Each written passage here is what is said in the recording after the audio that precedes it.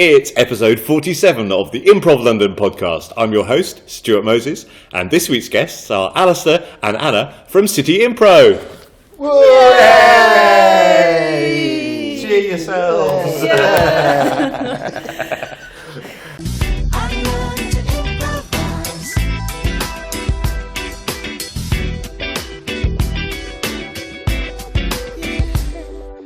I'm going to start with an incisive, far-reaching question. How are you? Oh, we're doing good, yeah. Thank you for bringing a live audience along. The Improv London podcast is recorded in front of a live studio audience. They're not reacting very well to this so far, no. It's just like silence from the ranks. Yeah. I can see my mum looking disapprovingly. Does your mum disapprove of you? No. On the contrary. My mum's like really happy about the fact that I have a hobby, I think. Like, yeah. Is there something that she felt that you should have? I think she's quite surprised I still have it, because when you like leave uni and stuff like that, you often lose, I think, the time to do stuff outside of work. And I think everyone's like, I'm quite excited that I'm still doing something that's not working, and just like another activity in my life. Yeah. Brilliant. I'm glad you're feeling excited about it. We all feel it was a chore. Yeah. It's like, you're finding it a chore. Probably stop doing it. That's when Hello. Oh yeah, we've got to say nice things about the nursery. Oh yay! Yeah. Yes. Thanks. Thank you. The nursery. The nursery. For all your improv needs, whether it's a workshop or rehearsal space. Yeah. Prime location rehearsal space, I should add, we're in at the moment. So. Yeah. Is this one? It's a really big room. It is a really big room. It's a really good room. Yes. Yeah. To fit all the audience in. Yeah. All right. Yes, the nursery. We love the nursery. Yeah. They very kindly let us use this room. Mm. The biggest room I've ever probably been in. The auditorium. The auditorium. It's called, yeah. So, you two are in City Improv. Yes. Yeah. That's amazing. Mm. Also, you do a different type of improvisation than we normally talk about on this podcast. Yes, we do short form. That probably has now meant that half your listenership has turned off immediately. But yes, we do short form. We love it. Yeah. So why have you? I'm trying to think. There's Improvable. Mm-hmm. They do short form. Trying to think of other established groups. Shoot from the hip. Yeah. The Comedy Store Players. The comedy. No, they're quite big actually, aren't they? Yeah. That's it. Like, there's other groups outside of London. Yeah, and I'm seeing more and more now, like groups forming out of the hoopla courses. So yes. It seems to be growing, the short form scene. Again, yeah. Because when I started doing improv, there's a lot more short form groups, I think, around. So that was about 2012. When I finished hoopla, I think there were a couple of groups that were doing short form on a more like regular basis. Yeah. What is it? But I think the reason I'm not doing anything else is because I learned short form and I was like, oh, this is really great. And I also don't have time to learn anything new now. And I can satisfy all of my improv needs by just, running around doing 3-minute bursts of crap, I think, for me, what I love about short form is it's that you get to reset multiple times. So if something is going bad, you can at just some point end the game and do something else. And that's and I also quite like that short form tends to sort of concentrate on being funny. Love improv where there's like dramatic points in it, but I also like stuff that's going to make me laugh. I think the other thing as well, it's the easiest one to explain to audiences. Yeah, it is. You just say we're going to play some games and make some stuff up, and away you go. Yeah. I also really like you can just come in and do something insane in short form a lot easier, I think, than in long form, because as you said, you reset after 3 minutes. So if I do an entire scene where like I'm non-verbal and just communicate in grunts or whatever, that's much easier to sustain for like 3 to 5 minutes than for like a 40-minute piece or something like that. And then also like, I don't know, that's the other thing, and I want to talk about this, is like, I love the audience interaction part of short form. Like that's probably one of my top things about it, the fact that you're constantly communicating with the audience for suggestions, and sometimes the audience will be on stage, or sometimes they'll shout words every 5 seconds or something, and that to me is something really special, the way that an audience can really shape a performance. Yeah. And some of the best moments like from improv were like because someone in the audience said something and you were like, oh, this is going to go into this direction now, and I really, really love that. I think as well, what I really like about short form is it's one of those where you can go out and you don't have to worry about, oh, are we coming to an end? Is there, does this all make sense? You can just go and do a game, and then you come along, you do another game that's completely different, and it gets you in different mindsets. So like some games you're all about how do I convey information to someone, and then in other games you're just how do I play a wacky character that I've been given as a suggestion. So I quite like that shift that you get. It gives you a bit of a workout, doesn't it, mentally? Yeah, it does. Short form. Yeah. If someone came to because you run your own shows. Yes, yeah. Yeah. And that's at the Water Poet. Yeah. Yep. And it's Sunday afternoon. Every other Sunday. Every other Sunday. Every other Sunday. So what would somebody who comes along to one of those shows expect to see? So at the moment, the format has sort of changed over. We've been there for 2 years now. Yeah. Wow. I started it in 2014, and now the current sort of format of the show is that it's a very short show because it's on a Sunday afternoon at 5:30, and it's usually done by 6:45, like latest 7, and it doesn't have an interval. So you just come in and it'll usually be us and one guest group, or sometimes 2 guest groups, like depending. And we always start with the guest group, and those can be like all sorts of different things. So we often have, different long form groups. We sometimes have musical improv. We have other short form groups. Like, I don't know, if you want to be on on the Water Poet, just email us, and we can try and fit you in. And then afterwards, City Improv will do a set, usually, depending on how long the other group went, we'll do between like 20 and 40 minutes. Yeah. And then that's the end of the show already. And it's quite nice because the pub's like in a basement. So I think at that point, people like want to just go outside. Right. And then, I think what people really like about it is that they all say to us, oh, it's brilliant, it's over by like 7. Yes. And on a Sunday night, you don't want to be out until 10 o'clock because you've got work the next day, for most people.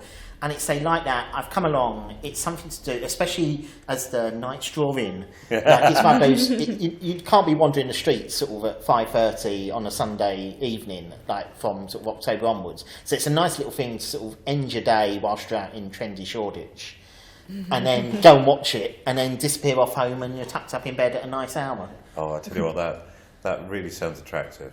Yeah. That really, yeah. But I think the other thing that we've sort of found with it is we market it at people who are non-improvisers, don't we? So we try and do a show where we're bringing people who might not have ever seen improv or have looked up for something to do. We've had quite a few people, sort of tourists, haven't we, who've sort of typed in improv in London and seen the shows on.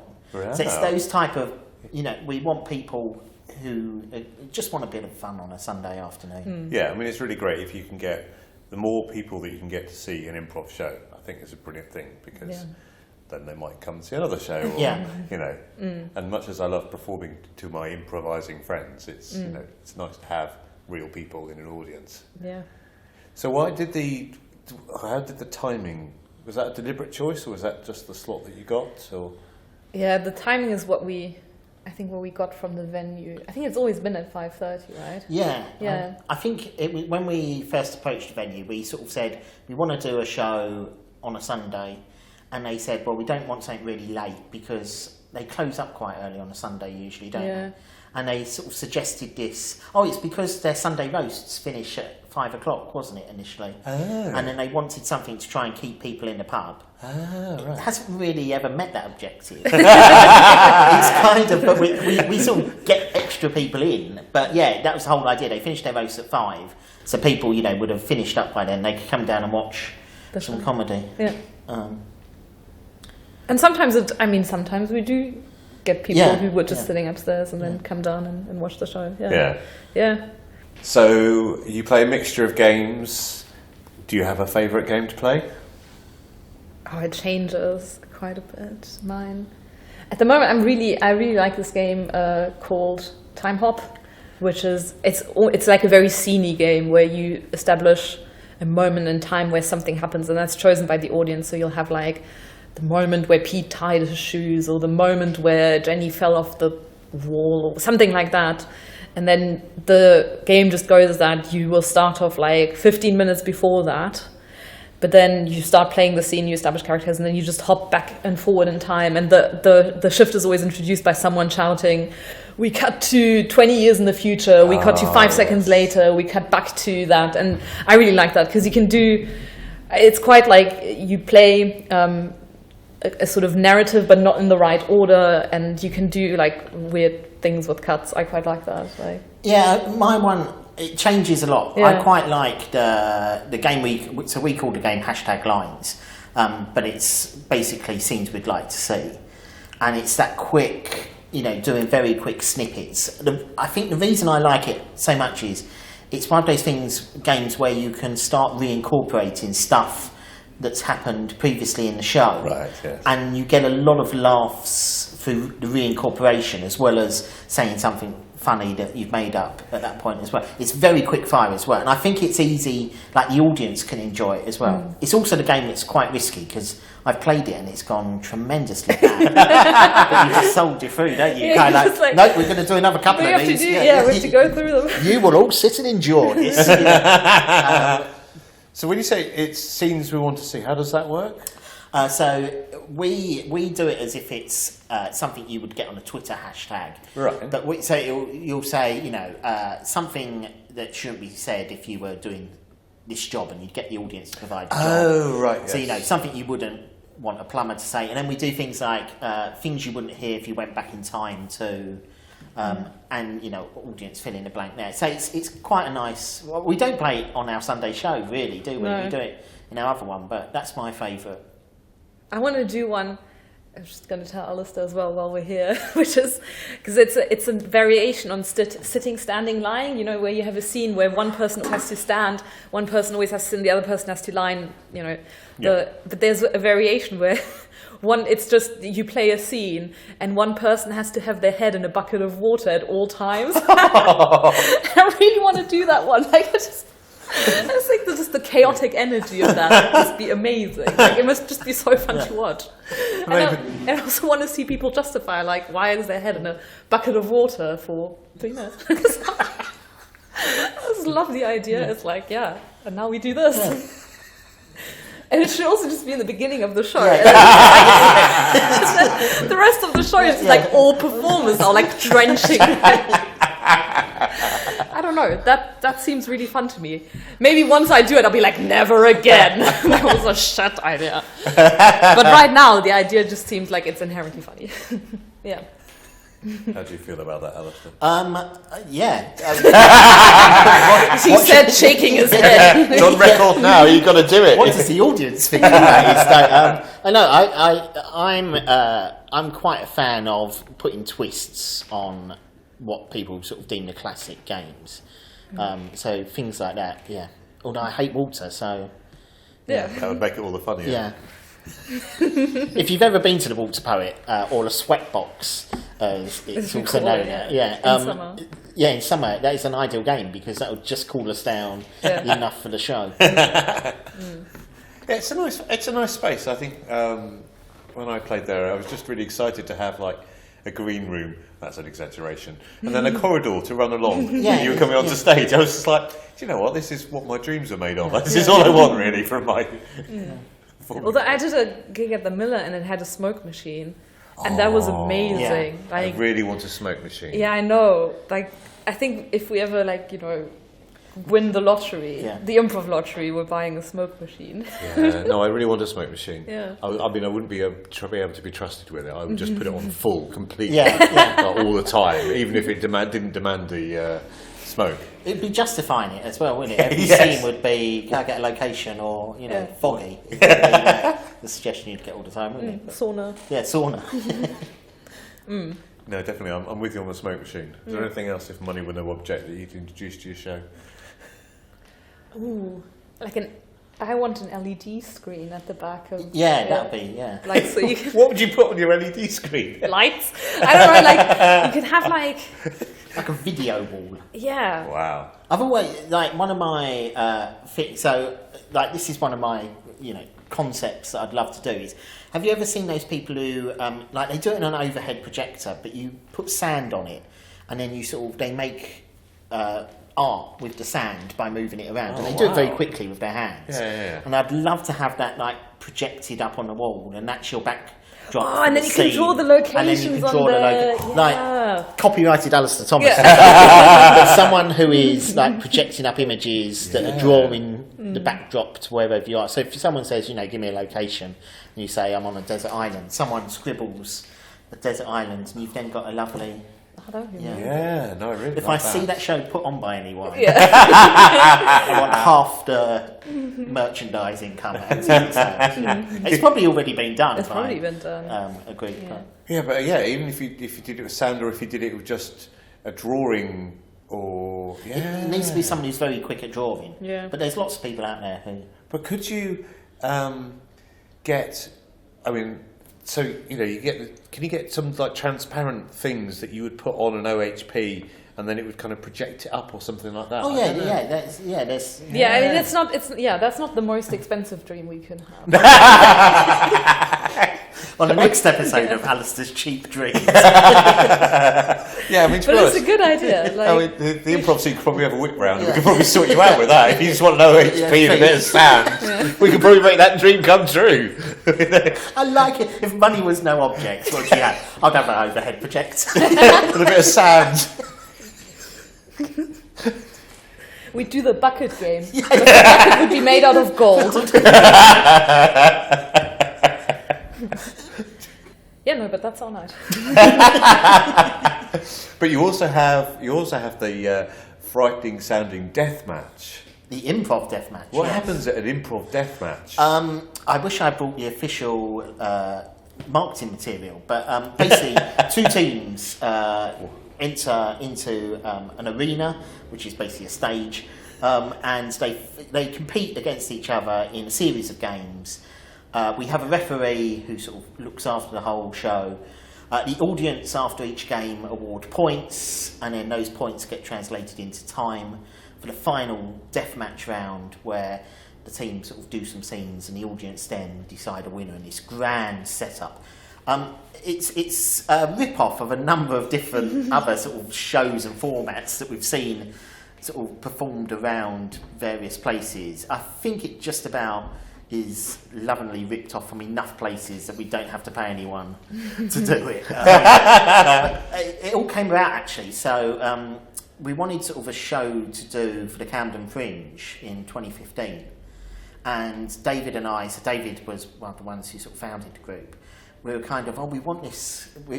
David had seen a show where there'd been a referee involved and sort of had overseen all the games that took place. And I'd seen this show in Canada where there was this competitive element. So you had 2 teams each, and it was on a weekly basis. 2 teams came, and then whoever won came back the next week, and then a new team came back, to fight them. And it was like winner stays on. And what I really loved about it was the audience decided at the end who won. So you sort of. So you worked an advantage, and the way they did it in Canada was one of the advantages you got is you removed a player from the other team for the final game. And so we wanted this kind of thing where someone went into the final game with a bit of an advantage, but then you had the audience deciding the winner, and then we sort of came up with this. It was meant to be sort of like this gladiatorial combat type thing. That never really quite, and the referee was meant to be kind of like a wrestling referee. So, and we sort of trialled the show over a number of sort of. And it's an evolving format still. We used to have different. We used to do basically a game of charades at the end, and then drop that at some point because we needed a way to determine the winner. Yeah. And also the number of games and the types of games and stuff have changed over. The really weird thing was because. There was, I think it was about the 3rd or 4th show where the audience really got into it and were rooting for one team, and there was some kind of decision made at the end where it was clear the other team had won, but they didn't win, and the audience really booed the referee. And at that point, that was when I turned to David and kind of like, this is where the show, like, they've got the show now. Yeah. And it was really static. I mean, you had all these people booing at the end, and you're kind of like, oh, this is frightening atmosphere. But you also kind of like, but the show's worked. Yeah.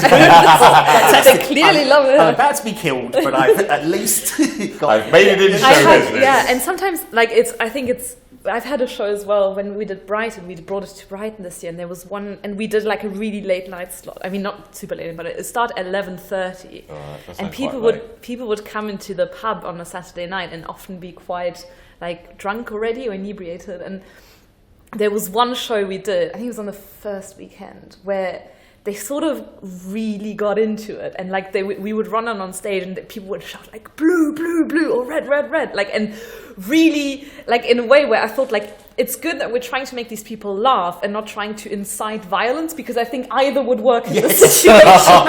Like, and you were there, and you were like, okay, this is really great. Like the audience is clearly in it, but we have to be very careful that we don't say, and now go and do something. Yeah, we could have actually like, had death at that show, and they would have been all for it. Yeah. Yeah, it was but it's sort of.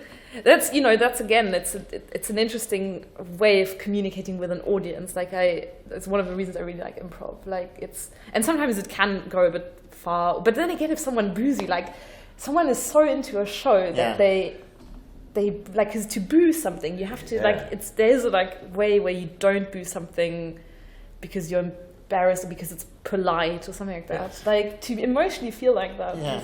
I think there's one thing I love about the improv deathmatch, but it's also its biggest weakness actually. In that, so when we created it, we wanted something where we had guest performers, and it's brilliant because each show is different because you've got guests, and it changes the dynamic, doesn't it? Yeah. And we mix up the teams. It also makes it the most admin complicated show because you need to find. We do it with 10 people. Yeah. So 4 on each team, a referee, and then someone sort of trying to keep the admin techie side. Trying to find 10 people, especially when you're doing it at a festival, is you can rip your hair out trying to sort out dates. But that's what I really like, that you're doing it with different people each time, aren't you? Yeah.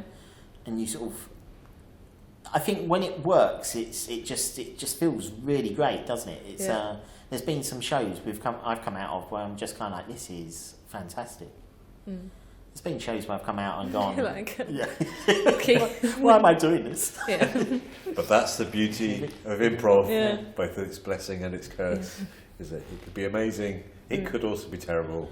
I think it's really weird in the deathmatch how much you get into the winning side of it, because in a sense, like, it's a show, like the important thing is that the audience has fun, and I think the best shows are when both teams are really balanced, and it's like a toss-up who's going to win, but you really get into and you forget that it's not about winning. Like it's a show. And there's times when sometimes a night doesn't go that well, and you lose by a massive margin, or the audience kind of turns against you a bit and really roots for the other team, and it hurts in your heart, and you're just like, oh my god, I wish I had won, even though the show in itself might have been great, and the fun element might have been in the fact that it was so lopsided. But yeah, it's really so for the first sort of year and a bit, I didn't ever perform in it. I just teched the show, or I did the referee, and I told everyone in the group, it doesn't matter about who wins. This is not about who wins. And then in Brighton,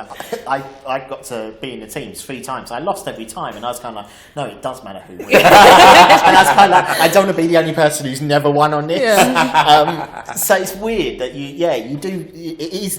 Have you won now? You must have. I have. I've won 1. I'm played 4.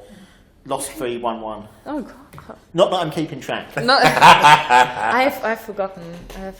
You've won so many. I won I've lost more than I've won, but I won all of my matches in the Camden Fringe this year, and that's it. I'm happy about that one. I will never forget that. So with the format for that, who sets the games? We tend to, so whoever the referee is for the show, and then if there's people who aren't performing but are sort of supporting, we will tend to draw up a list of games ahead of the show, and then take the groups through the games an hour before the show, at which point people go, I don't want to play that game. And we cross out the game, and then we do another game instead. So it's kind of like here's a first draft, and then we sort of have a final, but it's weird in that we play certain games at certain, so there's kind of like we've got to end on this game goes in the middle, but we sort of switch around some stuff. Yeah. Is there any particular game you're always trying to get people to play and they always go no?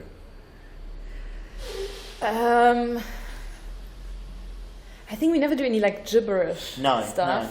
which we should do sometimes. I think people are resistant to doing gibberish. I think so, because it's really weird. The people who've played Improv Deathmatch before will say, I don't want to play that game because the audience don't like it. Yeah. And they don't sort of realise that, it's really weird that people sort of, that's the competitive side comes out. Yeah, So the first 2 rounds we have 4 games and one team plays 2 and the other team plays the other 2, and they'll go, I really don't like those 2, or like they'll be rooting for a particular set of games and they'll kind of just play the game. They're all kind of similar, So you say some games work to start, some middle, some ending. How do you work out what works at the beginning and what works out at the end? I think so the beginning is we do an elimination round just to sort of, I think so it's story die usually, which is a nice game because it gets the audience just shouting one word, which is die. So the game is you point at people, they have to tell a story. If they mess up, the audience shouts die. And I think we do that one for a number of reasons, which is just introduce a format, make people aware that this is all really improvised, because maybe a lot of people won't believe it. And it also gets the audience into shouting stuff without having to actually be creative in themselves, because people need that initial thing to get over.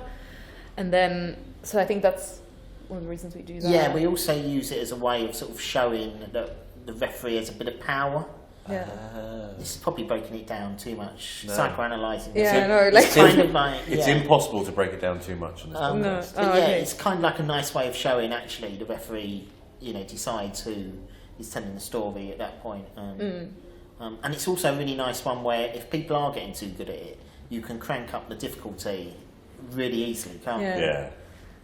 Yeah, and then after that, and then there's always a bit in the middle now, which is called Embarrassing News, which is a group game, which I think I really liked since we've introduced that one, the idea of having a group game in the middle, and then the audience has to decide which team they thought was funnier without them having seen one after the other. So how does Embarrassing News work? It's okay, it's difficult. So you have 5 people on stage. One of them plays a child, and then 2 people play the mother and 2 people play the father, or parent 1, parent 2. And parent 1, they can only talk one word at a time, right? So they have this, and then the other parent can only talk at the same time. So 2 people have to speak. Yeah, and basically you're trying. Oh, are we? Not like that. Okay, wait. Alastair, what to say? 2 people have to speak at the same time. It helps when you look at the other person, so you get the cue. Very important. Yes. Yeah, and then they play a scene where the child has to break some embarrassing news to their parents. Oh, right, that sounds good. Yeah, and it's insane. What I love about the game is it never ends up being about the child's news. No, it never is. It always ends up being about the relationship between the 2 parents, doesn't it? And it's always because one of them has said something that the other then sort of latches onto and it's really strange in that you think it's going to be about the child, don't you? And the child is mostly just there to keep everything slightly under control, I think. Yeah. So brilliant. Yeah. It's nice. The Improv Deathmatch is it's a nice mix between chaos and it's because it has so many rules and it's structured, actually quite structured, but then it's incredibly chaotic and it's execution. It's amazing. I love it. It's one of those things where you feel like you're on the verge of losing control. Yeah, at all times. But that's most of improv, right? Yeah. I mean, yeah. Hopefully. Yeah. No, it's good. It's good. And the other, why did we create it? I think the reason we created it is we kind of wanted to show where we had a reason to do short form games. Yeah. So one of the things, I always felt through watching you know, like watching a Comedy Store Players or watching, you know, Whose Line Is, what's the, you know, if you're an audience member, it's great to come along and be entertained, but long form has kind of like you're watching a show for a reason, because I'm going to either do something dramatic, I'm going to do something which has a story, it's a musical. We kind of, so David and me, we wanted something where, give me a reason why the audience is going to come along to this show, rather than just go and see someone else do short form games. So it's kind of like, well, let's create a competitive environment. But and I think a lot of the short form shows that are around, a lot of people do sort of like a competitive. So Battle Axe do a brilliant one.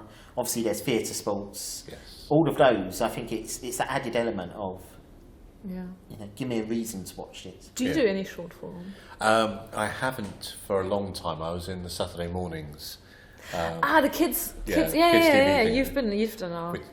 Which I really loved, and was, you know, I had so much fun in that group that even though I love long form, I don't see why you have to choose between long and short form. No, you know, and also if I'm watching, you know, like a Hoopla launch pad or something like that. Oh, I tell you what, when the short form groups come on, you know, just a breath of fresh air. I'm like, I just relax and enjoy myself now. I mean, I think eight short form groups might become exhausting, but probably not as exhausting as 8 long form groups. Much as I love long form groups. So yes, I love it. I'm a big fan of it. Yeah. Right, and you also do tours of London. Yes, our Border Dash. So the person who organised those is Martin. That was Martin's little sort of baby, wasn't it? Yeah.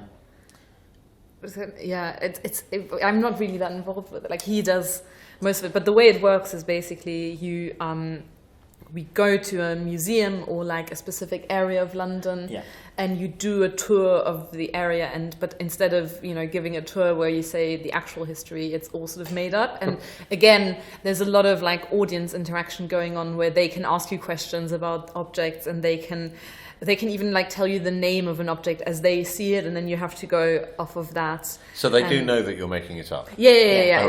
It is. What's really nice about it, so Martin, when he created it, he sort of had this he's created a university. So he plays one of the professors, and then whoever else is doing a tour will play either other professors, or we've got Pearl, the admin girl. We've got like Eddie, who's this hipster sort of person. So there's all these different characters who are part of this university environment. So you also have those characters sort of interact with each other, and they have like a backstory that comes out like more or less in each tour, because obviously it's improvised, so you can't plan in advance. But there is a sort of idea that stuff happened between them in the past, and it sort of spills into the tour. So like one of the ones that they usually at some point in the tour, someone brings up about a party, like a Christmas party, and something's happened, but it's different each time. So one of the ones they do is it's like around London Bridge. It's the Murderers tour, and what's really nice about that is the police department, and you've got the characters who are like the detectives, and one of them is their last day, and so you've got this lovely sort of, you're making stuff up, but you've also got characters. I love that idea of having an overarching narrative that maybe the audience will know about, maybe they won't. But there are various groups doing soap operas where it's one long story. So each time you go and see that group, you'll see the next bit of the story. Really, that's a really interesting idea. That's a good one. And I when I first got into improv, I thought there would be more of that. I suppose because I came into it from a tabletop role-playing point of view, and that's kind of what we did. Is we created a shared universe that we would play in every week for 2 years or whatever. I really want to do that. Like, it's something we're hoping to sort of do more regularly, because it's but it's Martin's sort of baby, and he's taken it from this sort of small idea that he had and sort of grown it into this huge sort of thing. It's really interesting when you can take improv out of the Miller or the Water Poet, and then apply it in other places and see what you can do with it. Like, one of my highlights actually of this year has been when we were doing a Brighton Fringe, and we had 15 minutes in the street, and we just did, like, it was Fringe City, and you get a 15-minute slot, and you had a microphone, and we played some short form games out in the street, and a number of people who just stopped, and I was amazed at the number of people who stood there for like 10 minutes and watched a couple of games, rather than just, you'd think maybe someone would watch that and then move on. And that's really nice, because you're taking it out of a, theatre, and you're taking it to the people. Yeah. Were you there at the Spitalfields?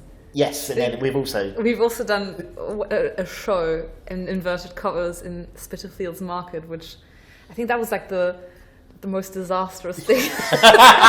Imagine people queuing up for lunch and having improv forced down their throats. That is what we did. That's what we did. It's bad enough that they're queuing and they're hungry. You've made them watch improv as well. Yeah. We're like Kerry, and especially like short form improv, which just relies on audience, audience interaction. It's like, can we have a location, please? And it was just like, nope.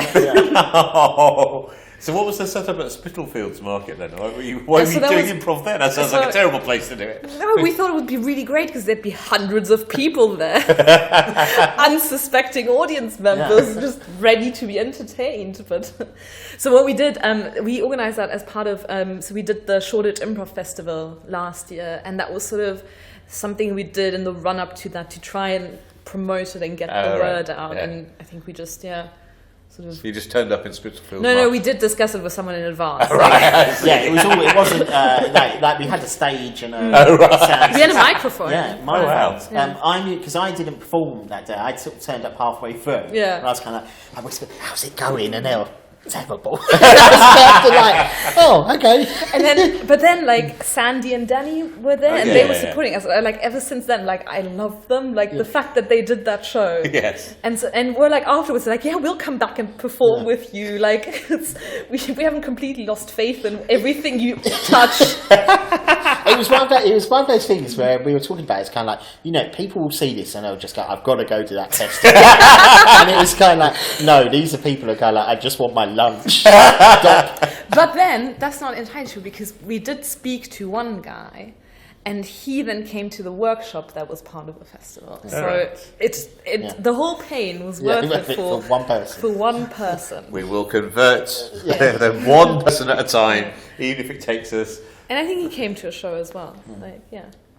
But so that was nice.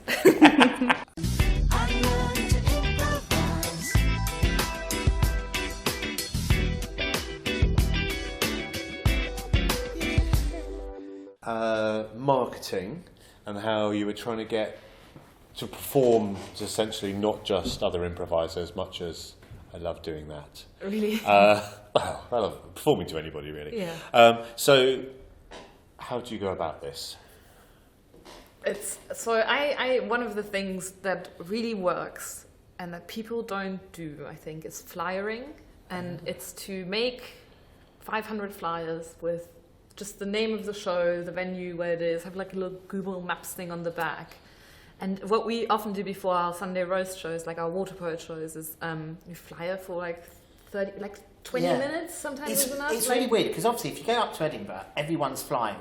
Yet when we've done the Camden Fringe, we've done the Brighton Fringe, and when we do like just in London in general, no one flyers. And it's really weird that, because flyering works, it's all a numbers game, isn't it, really? That if you give enough people a piece of paper, some of them turn up.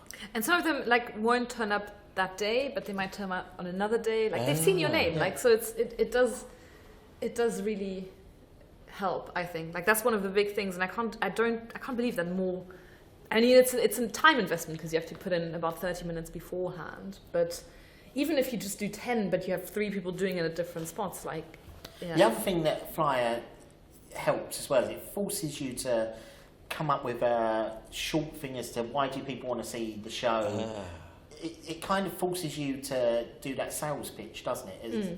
Because you can't stand there most of the time having a 10-minute conversation about why you're brilliant and you should come and see my show, or you have to just say, here's the show, and give the concept in a sort of sentence or two, which I like. Yes.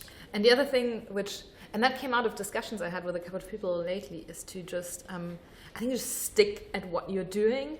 Because I was speaking to someone who's like, I'm not going to say who it was, but they were telling me you know, we've been doing this night and we've had problems getting, you know, people in, and we've had like low audience numbers, and we're thinking of ditching it. And I was like, no, like don't ditch it. Like if we've seen over the 2 years we've been at the Water Poet how we used to perform to an average of, let's say, 7 people, and it's now 8.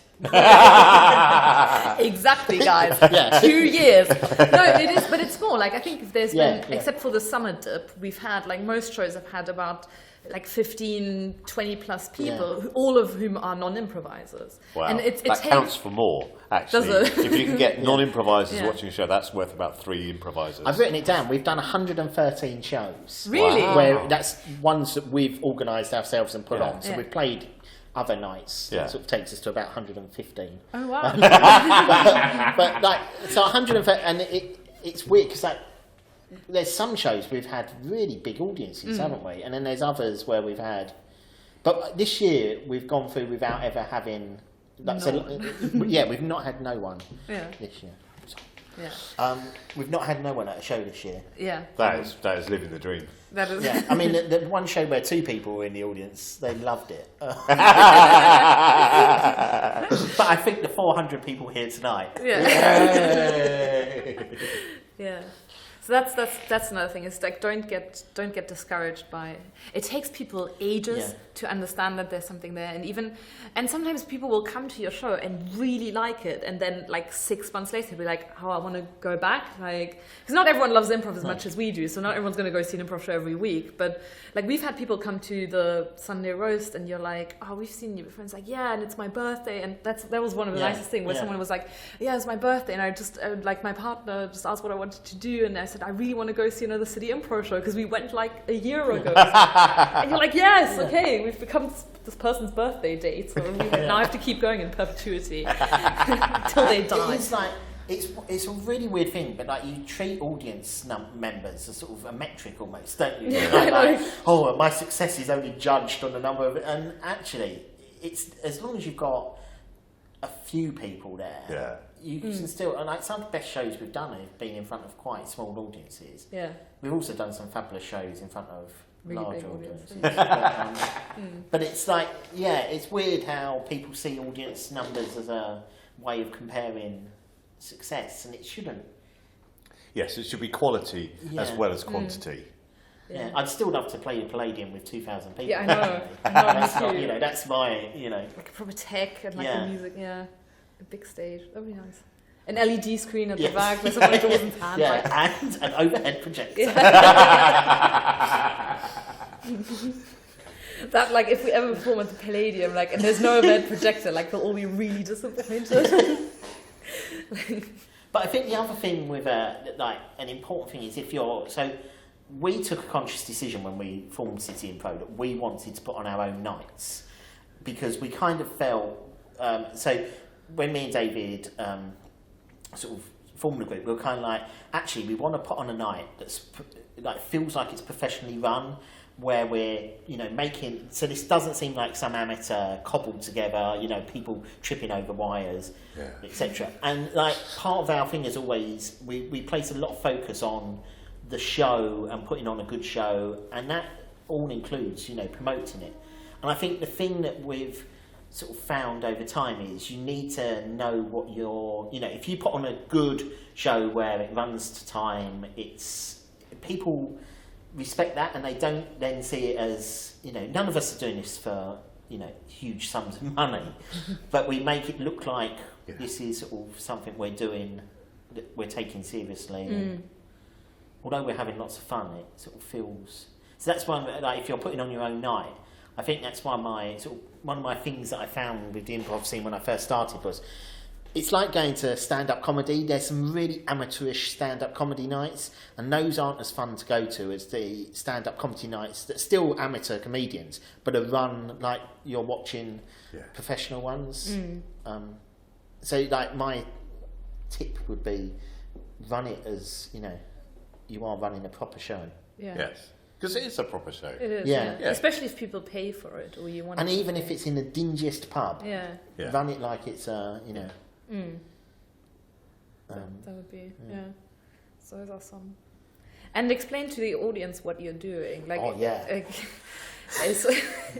Don't ever, I would say, go on stage and say, ladies and gentlemen, who has never seen improv? And then you have a lot of hands going up, and it's like, and now we're going to do a herald. And then just launch into it, because no one's going to understand what you're doing. And if you tell people you're doing improv, like, they will expect whose line is it anyway, if any. Yeah. No, they'll expect stand-up. Yeah.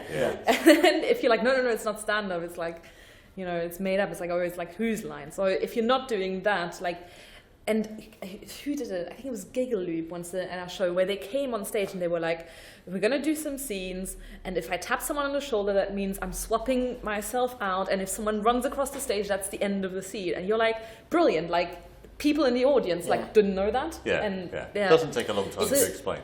But I find it, like, this is the question I have about improv, like, and improv will only be big when you don't have to go on stage and go, we're going to do improv, that means it's all made up. Because if you go to a stand-up night, they don't come on and go, hi everyone, you're going to watch some people who've prepared some material beforehand, and they're going to tell it in a way that's going to probably make you all laugh. And make it look like they are making it laugh. Yeah. And you don't go to the theatre and someone comes out and goes, hello everyone, we're going to do a drama. That means probably there's going to be some sad parts. But there might be a comic relief character. There will probably be some kind of emotional journey, and someone will discover something about it.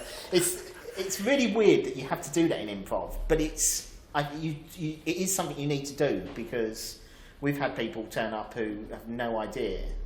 Yeah. So, but that's when improv's big.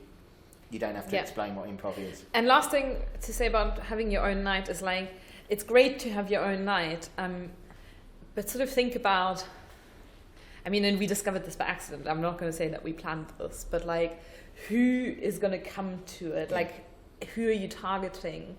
And, you know, how long are they willing to stay? Like, you know, if you can put on a night in, like, I don't know, like a pub on the outskirts of London that's in a residential area, and no one's going to go there because it's just not that well a populated pub. Whereas if you put on something in the centre of town, that's really going to help you. Like, I don't know, like, how to...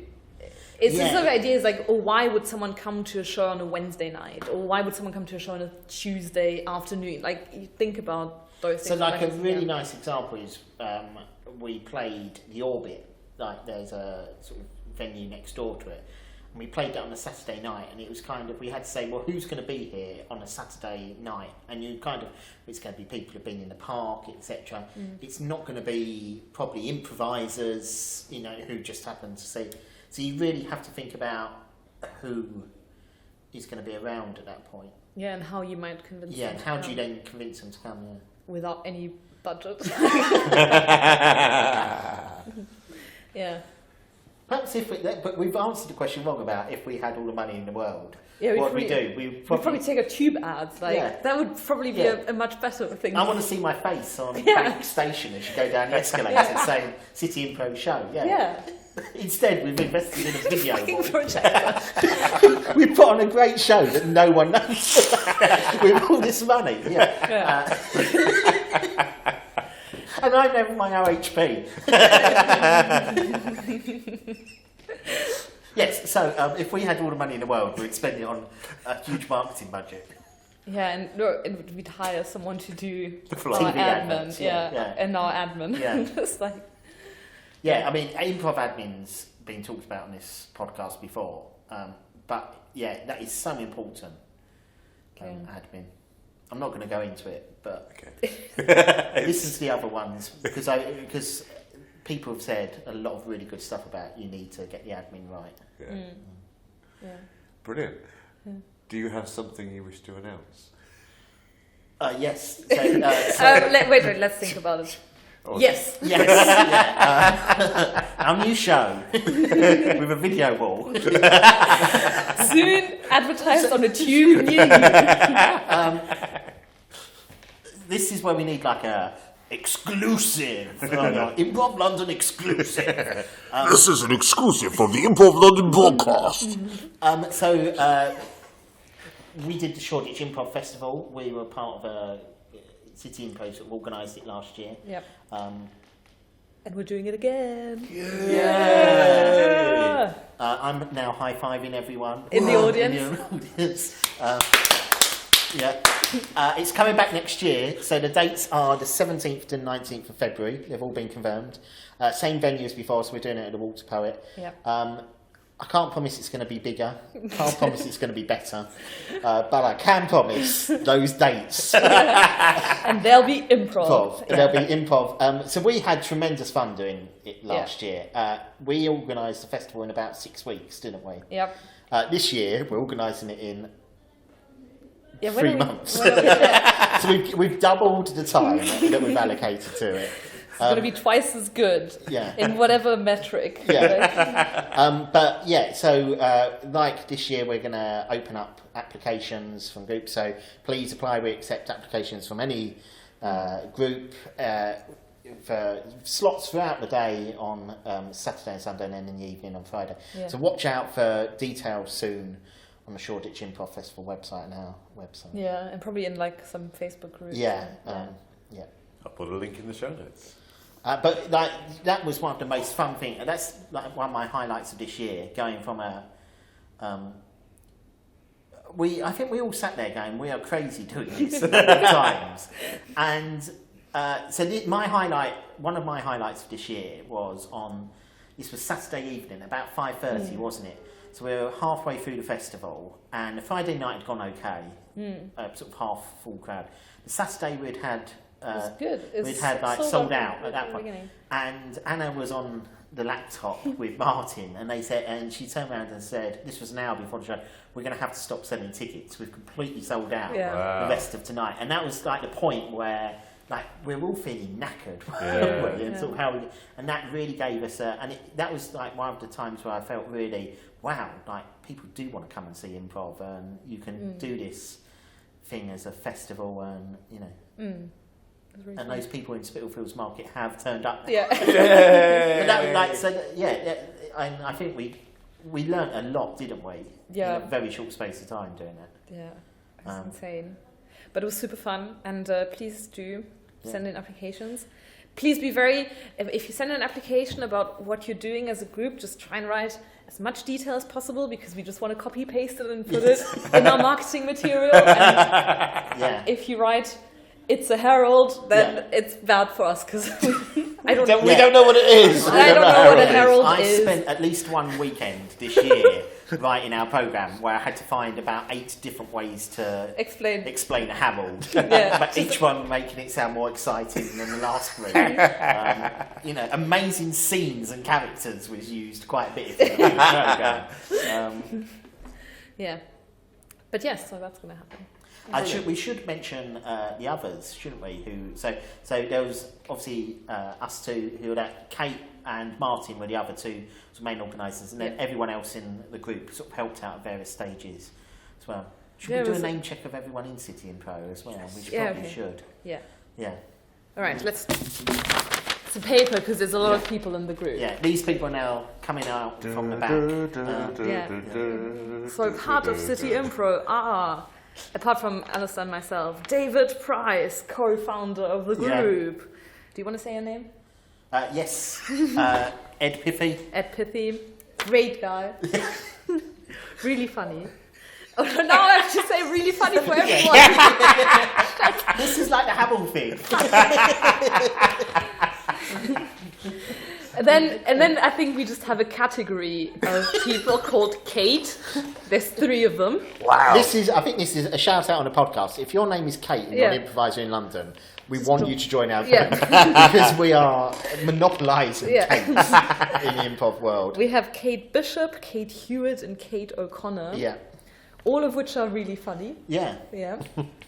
Some are funnier than... No. I'm just joking. All Kates, you're all equally funny. Someone who isn't, though. So we've also got Martin Hulf. We talked about him earlier about the Balderdash tours. He is amazing. We never really said about the City Improv start, but Anna, myself, Kate, so Anna, me, Martin and David were all on a Hoopla Improv course. So that's how we sort of all met and initially started. Do you want to do the other names? Yeah, so then we have Svava Svavarsson. He's been there from like almost the beginning. Like he joined the same time I did. Also very funny, just just need to say that for everyone now. And then we have Luke Valvona from the Little Show fame. Also very funny. Yeah. Okay, and then we've got Jimmy. Jimmy recently joined the group. He's amazing as well. Yeah. And then we've also got Ross, who joined the group just under a year ago. I also, can I at this point just say a big hello to all the fallen comrades who've previously been in City Improv at various points. We've had what can only be described as some amazing people pass through the doors of City Improv at various points, and I've shed a tear each time. Yeah, I someone know. has left. Sometimes. Just going through the names last night, writing them down, was kind of like, oh, that was when we used to be good. Not that, but like, you know, when you sort of think back and go, oh, that was a really nice timing. We're not good now. We're brilliant. Yay!